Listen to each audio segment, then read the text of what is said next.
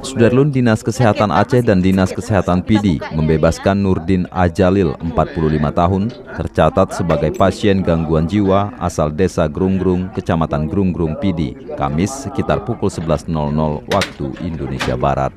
Nurdin telah 2 tahun dikurung di dalam ruangan berukuran 2 kali 3 meter yang dibangun di sudut depan rumahnya. Selanjutnya, pasien akan dirawat di Rumah Sakit Umum Tengku Sikditiro Sigli dikarenakan kondisinya sudah sangat mengkhawatirkan dengan kaki yang membengkak akibat diikat tali oleh dirinya sendiri. Kita tidak tahu. Hari ini kita saksikan bersama. Kita sudah coba juga di Aceh Utara, sudah kita lepas beberapa orang, ada kabupaten-kabupaten lain juga Aceh Selatan. Nah, ini terus bergerak. Dari Sigli, M. Nazar, Serambi On TV.